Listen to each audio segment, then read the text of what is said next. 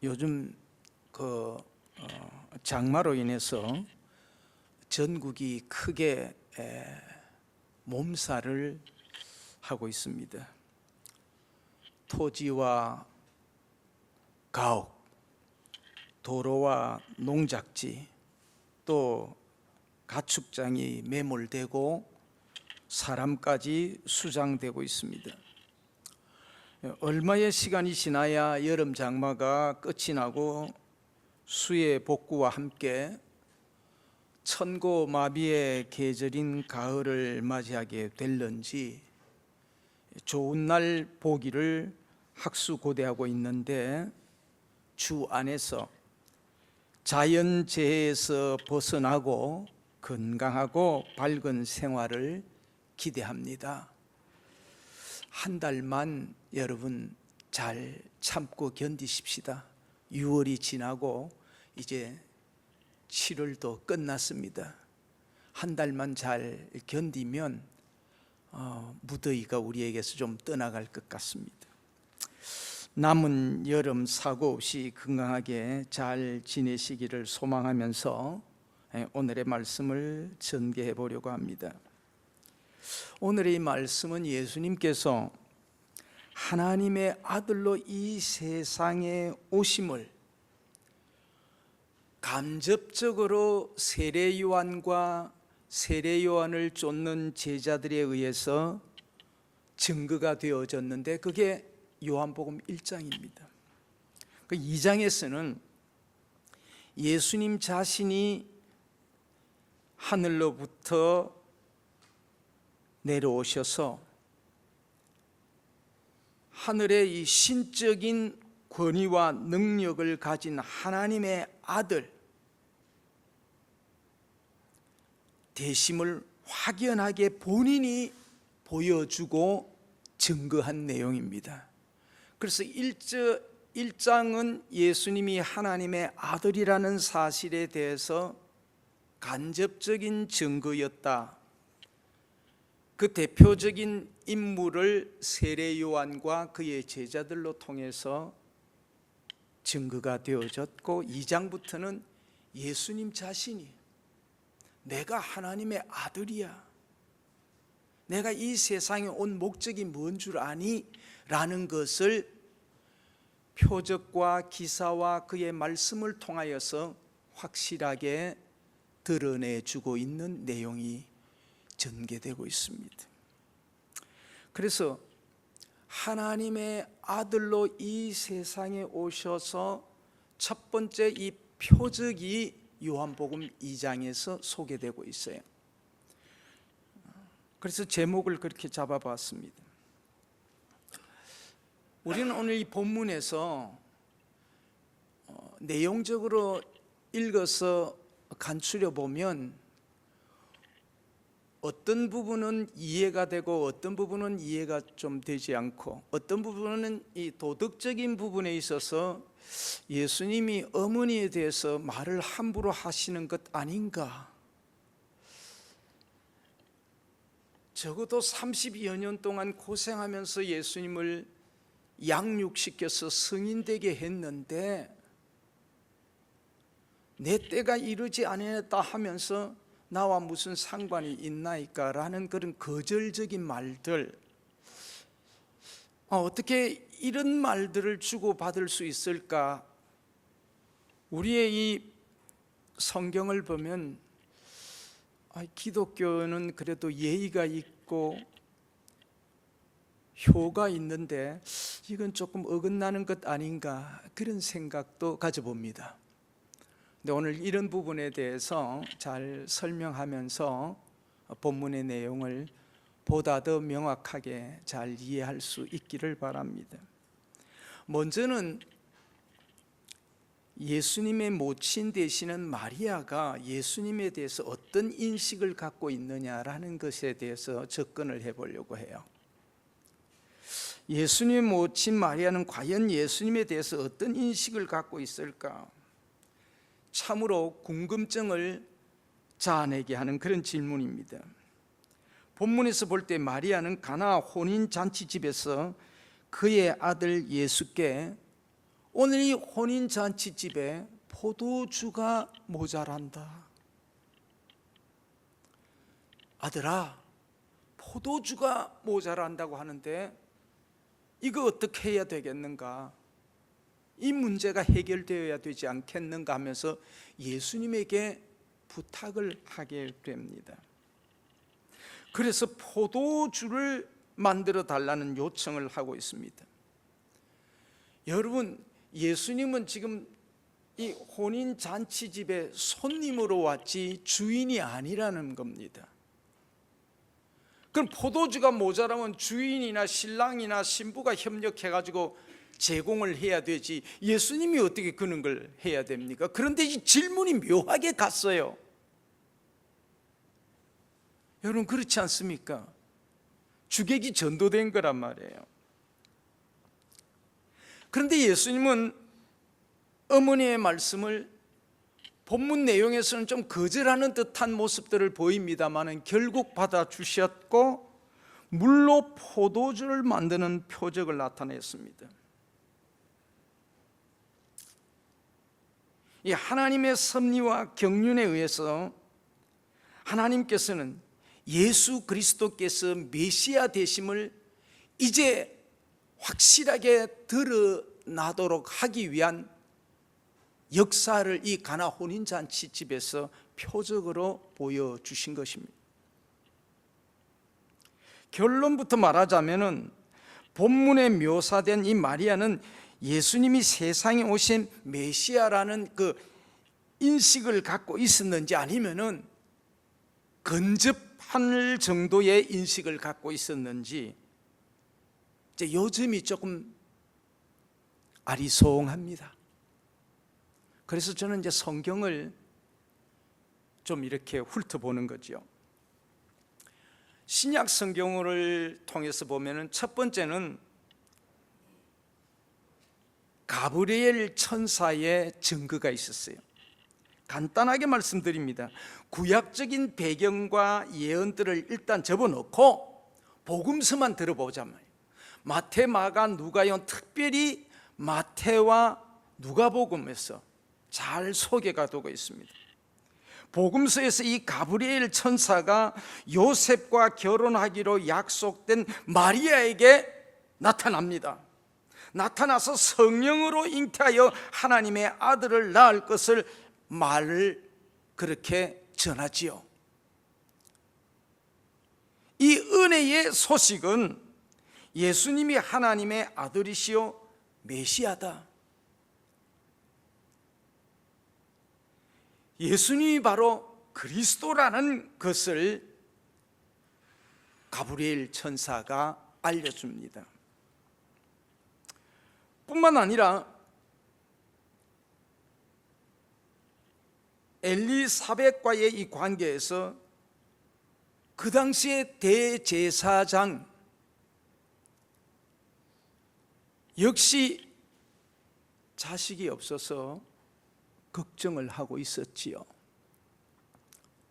사가랴, 엘리사벳 이들에게는 자녀가 없었어요. 그런데 거기에도 가브리엘 천사가 나타나서 자녀가 태어날 것에 대한 것을 예언해 줍니다. 그러니까 이 엘리사벳과의 관계에서 두 사람의 잉태한 아기들이 하나님께서 보낸 자들이라는 것입니다. 서로 같은 처지에서 가브리엘 천사를 통해서 은혜를 확인할 때 더욱더 내게 이렇게 성령으로 잉태한다, 나 남자를 모르는데 내가 임신을 하게 돼 있을 수 있는 일일까?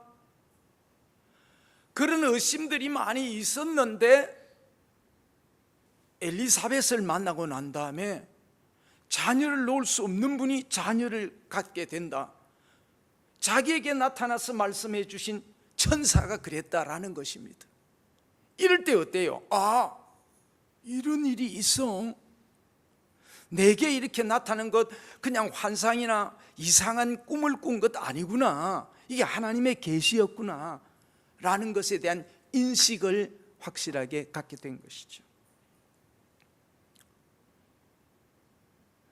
뿐만 아니라 예수님의 탄생과 목자와 동방 박사들의 경배와 찬양과 예물 또한 하나님의 섭리 가운데 목자들이 천사에 전한 계시를 마리아에게 전해줍니다.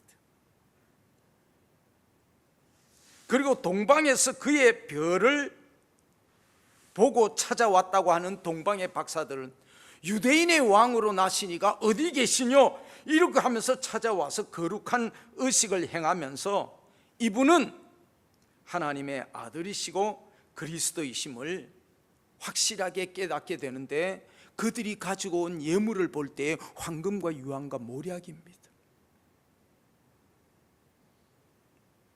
이런 예물들이 상징하고 있는 것이 분명히 다르다라는 거예요. 사실 마리아가 목자들하고 안면이 전혀 없어요. 동방에서 오는 박사들하고 전혀 안면도 없고 관계도 없어요. 근데 하나님의 섭리에 의해서 만남을 갖게 한단 말이에요. 이럴 때 하나님의 뜻이 내 인데 전달되고 있다. 이 보통 일이 아니구나. 내 속에서 일어나는 이 역사가 하나님의 놀라운 뜻이 있다라는 것을 점차적으로 깨닫게 된 겁니다. 그래서 우리는 이 예수님을 믿을 때 점진적인 하나님의 은혜가 말씀을 통하여 기도와 찬양을 통하여 우리에게 접근해 옵니다. 처음부터 완전한 믿음으로 우리가 싹 달라지지 않습니다. 조금씩 그리스도에게로 말씀을 통해서, 기도를 통하여, 거룩한 의식이나 찬양을 통해서 영적인 것들이 열려지기 시작한 것입니다. 그래서 인식이 달라지는 거예요.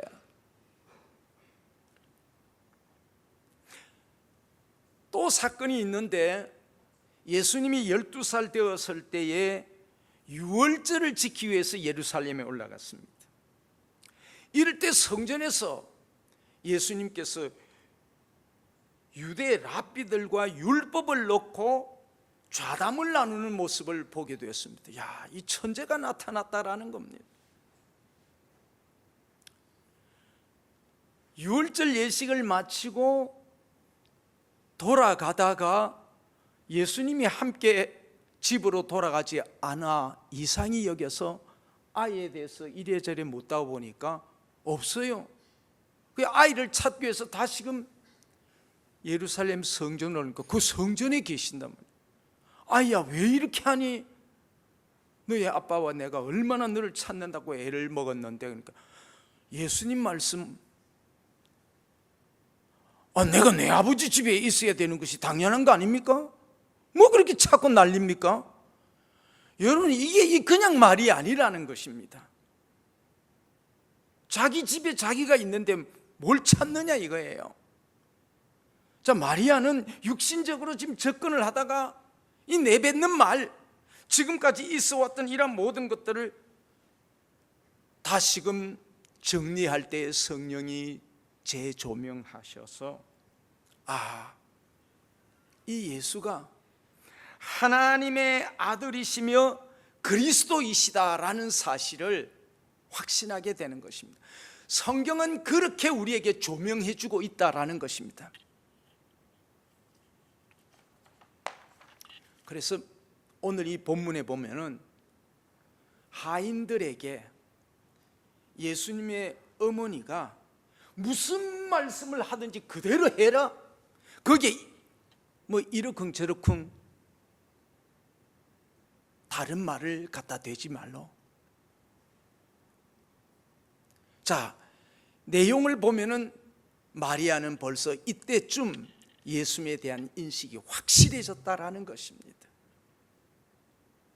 그런데 포도주가 모자랄 때는 저는 볼 때 두 가지가 나누어져요. 하나는 예수님이 하나님의 아들이고 메시아라는 사실에 대해서 마리아가 분명히 알아요. 하지만 어때요? 나는 육신적으로 보면 엄마잖아. 내 소청을 거절하지는 못할 거야. 그 엄마가 부탁하는데, 근데 예수님은 여자요, 내 때가 이르지 못하였나이다. 여기에 이 여자요, 우리의 이 말은 그렇게 번역됐지만은 원문적인 뜻으로 보면은 왕후에게 부르는 최고의 존칭어로 사용되어진 말입니다. 그러니까 여자여 그렇게 볼 게 아니라 왕후요, 안 그러면 가장 사랑스러운 아내에게 부르는 그런 내용입니다. 그러니까 우리말의 이 번역이 좀 잘못됐다라는 것이죠. 그 다음에 포도주가 떨어졌으니 포도주를 채우라는 것입니다. 만들으라는 것입니다. 내 때가 아직 이르지 못했다. 이 말은 어머니의 그 요청을 한마디로 거절하는 것이 아니라 하나님의 사역에 있어서 예수님의 모든 일들을 어머니가 우지자지할 수 있는 거 아닙니다. 나의 모든 사역은 내 하나님께서 주관하시기 때문에 절대적인 것은 하나님께 있는 것입니다. 어머니가 일하라. 그래서 우리가 능력이 있고 세상적인 지위가 많이 있고 힘이 있는 사람은 이거 해주세요, 저거 해주세요, 그렇다고 해가지고 막 움직이면 그 신앙이 아니라는 것입니다. 신앙은 명예나 권세나 물질이나 뭐 어떤 사정에 의해서 막 이렇게 저렇게 움직이는 게 아닙니다. 전쟁 하나를 놓고 이 나라와 저 나라는 서로 다른 견해를 가지고 있습니다.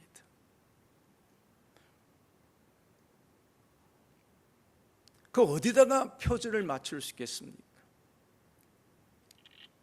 우리가 여기에서 예수님은 모든 일에 절대자이신 하나님의 뜻에 의해서 움직이니까 어머니께서 이래라 저래라 하시는 것은 어떤 부분 조금 월권 같은 것이지요. 그러면서도 받아주시는 것입니다.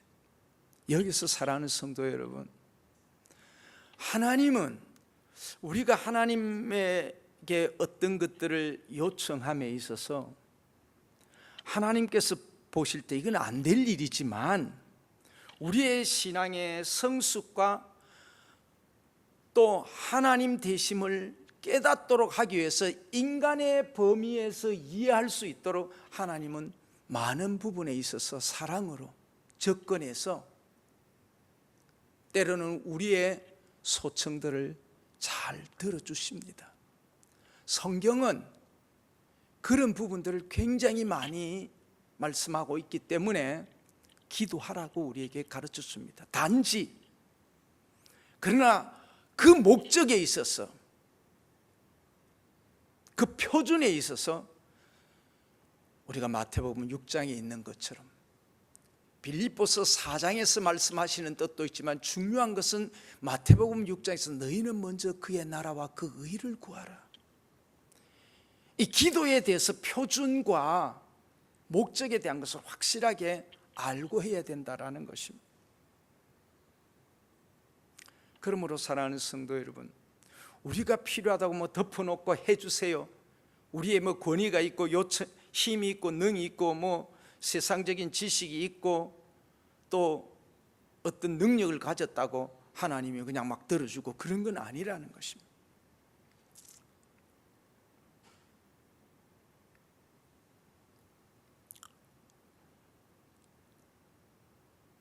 혼인잔치 집에 이제 예수님께서 포도주가 모자란다는 이 사실을 알고 이제 자신이 누구인가를 하나님의 뜻에 의해서 나타냅니다. 그래서 혼인잔치 속에 담겨진 예수님의 구속사의 의미를 물이 포도주로 이렇게 만들어지는 과정을 통해서 우리 몇 가지를 생각해 볼 수 있어요. 이 혼인잔치가 열리는 이 연회장은 한마디로 말해서 하나님의 은혜의 때와 장소인데 그 하나님의 은혜의 때와 장소가 뭐냐? 지상의 교회요, 궁극적으로는 하나님의 나라인 천국을 상징하는 겁니다. 예수님은 장차 하나님의 기쁘신 계획들을 진행시키는 것을 바라면서 영광스러운 하나님의 나라를 인간 사이에 가장 기쁘고 아름다운 혼인잔치로, 그렇게 하나님의 나라가 뭔 줄 알아? 인간이 가장 즐거워하는 혼인잔치로 비유해서 하나님의 나라는 이렇게 아름답고 즐겁고 기쁜 곳이야, 할렐루야, 그렇게 지금 표현을 하는 거예요. 이 잔치의 주인공들인 신랑과 신부는 이 사랑의 근원 대신 예수님과 그의 영원한 사랑의 대상인 성도를 상징합니다.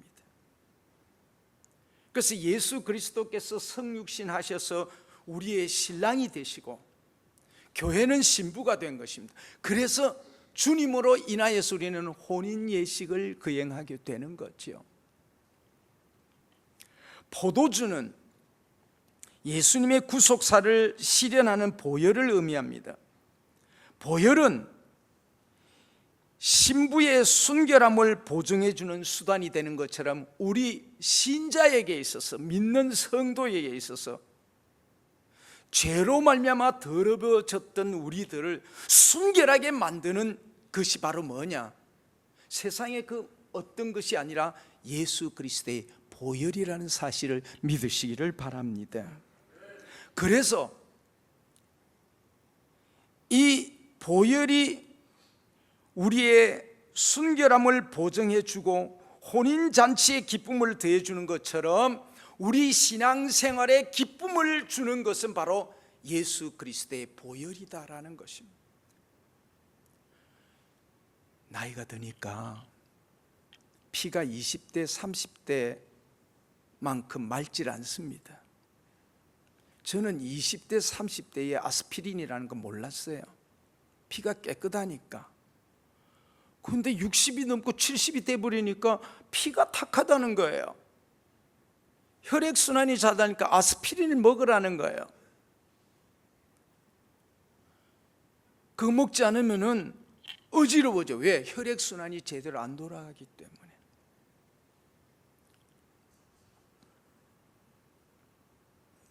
신앙생활에 있어서 우리가 신앙생활이 잘 돌아가게 될 이유는 예수 그리스도의 보혈을 의지해야 되는 줄로 믿습니다. 예배든 기도든 찬양이든 보혈 의지하지 않으면 아무 소용없어요. 그래서 이 십자가의 보혈에 대해서, 십자가에 대해서 고난주간에 그렇게 우리 목사님이 보혈에 대해서 강조를 하셨어요. 그래서 우리의 찬송 가운데서도 가장 큰 감동을 주는 것이 보혈 찬송이에요. 이 보혈로 인하여서 우리는 신앙생활의 활기를 더 찾게 되고 건강해지고 우리 주님과 더욱더 화목하게 되어지는 것입니다. 포도주가 사람과 사람 사이를 기쁘게 잘 연결시키는 그런 열쇠가 되는 것처럼 그런 것입니다. 따라서 이 결혼잔치에서 포도주가 떨어지면 기쁨이 흘러 넘쳐야 할 잔치 자리에 기쁨이 사라지고 오히려 사람들은 불평이 터져나오게 됩니다. 오늘 우리가 보혈의 은혜, 하나님의 이 사랑의 은혜, 구원의 은혜를 받지 못하면 아이고 내가 괜히 말이야 한 2시간 3시간 이렇게 힘들게 여기 와서 고생하고 짜증나고 힘들고 뭐 이래, 그래서 후회를 하게 됩니다. 그런데 보혈의 은혜를 알고 난 다음에 이 시간이 그립고 이 시간이 아름답고 이 시간이 복되고 즐겁고 행복하고 감사가 넘치는 것입니다. 그리스도의 보혈이 기쁨을 상실한 인생들에게 참 기쁨을 주는 것입니다. 어떻게 신학적으로 보면은 율법에서 복음으로, 죄에서 해방돼서 구원으로, 고통에서 자유와 기쁨으로, 무엇이? 바로 이 보혈이, 그래서 물에서 포도주가 되어진 이 구속사의 은혜가 그런 것이라는 것입니다. 예수님은 이 기쁨의 보혈을 주시기 위해서 이 세상에 성육신하셨고 그의 공생을 시작하는 이 첫 번째 표적이 바로 이를 확정한 것입니다. 여러분, 신앙생활하면서 보혈의 은혜를 힘입지 않고는 절대 죄 사함을 몰라요. 사람의 생명은 피에 있는 것입니다. 그 피는 바로 예수 그리스도의 보혈입니다. 흠과 티와 주름 잡힘이 없기 때문에 예수 그리스도의 보혈이 우리에게 영생을 주는 줄로 믿습니다. 그래서 물이 포도주가 되어져서 이 잔치집에 기쁨이 충만하게 만들어진 것은 바로 그런 의미를 상징하고 있다라는 것입니다. 물로서 포도주를 만든 사건은 아무나 한 것 아닙니다. 인간으로는 할 수 없는 거죠. 그러면 이 혼인 예식에 참여한 자들의 축복에 대해서 말씀을 마무리하려고 합니다.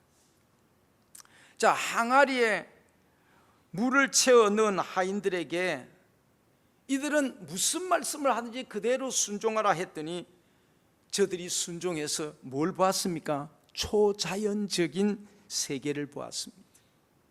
그들은 세상의 단지 자연 법칙만을 따라서 진행해왔고 그런 사고에서 벗어나질 못했는데, 아니 물이 변하여 포도주가 된다, 이 초자연적인 이런 법칙이 있구나, 이 사람으로 할 수 없는데 이분은 했잖아, 이분의 말씀을 들으니까 그렇구나, 이분이 누구야? 하나님의 아들이요 하나님이시니라, 할렐루야. 이걸 저들이 깨달았다라는 것입니다. 오늘 교회 다니면서 예수를 자꾸 사람으로만 보면 큰일 납니다.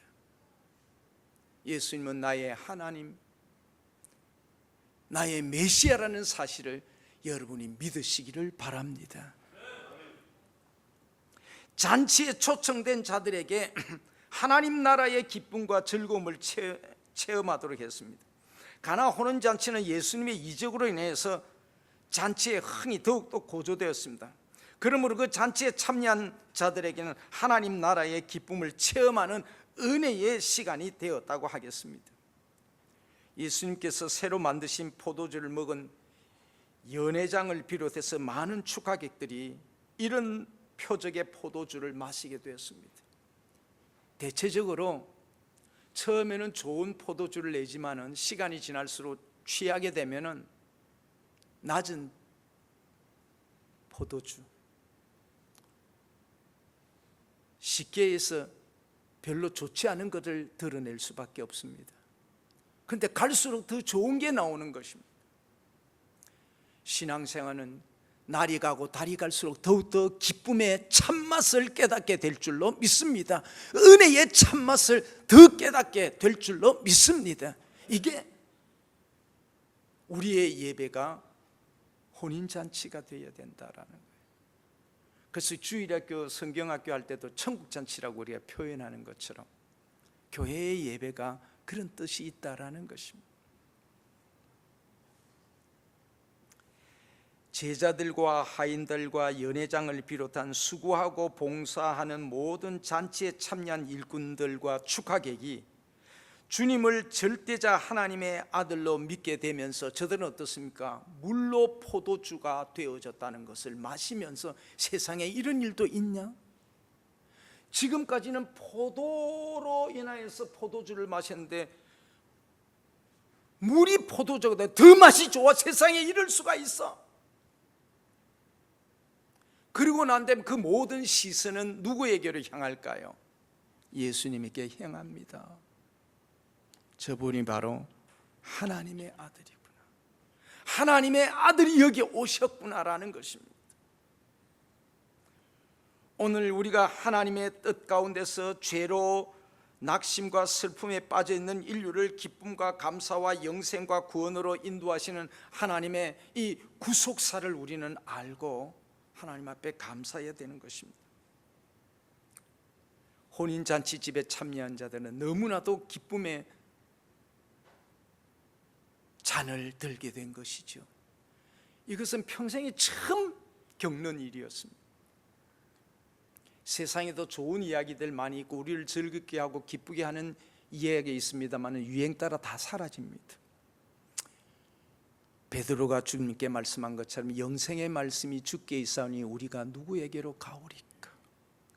주의 말씀은 날이 가고 달이 가도 변하지 않고 더욱더 찰지게 우리에게 기쁨과 감사가 넘치게 하되 뼛속까지 느끼도록 시간 속에서 그 말씀에 익어진 참맛이 더 깊이 있게 더 넓게 그리고 미래지향적으로 나타나고 있다는 사실을 믿으시기를 바랍니다. 우리 가운데 주님의 나라가 임하며 감사하고 함께 즐거워하며 기쁨으로 주님께 영광을 돌리는 우리의 교회가 되고 가정이 되고 직장이 되고 성도들이 되어지기를 원합니다.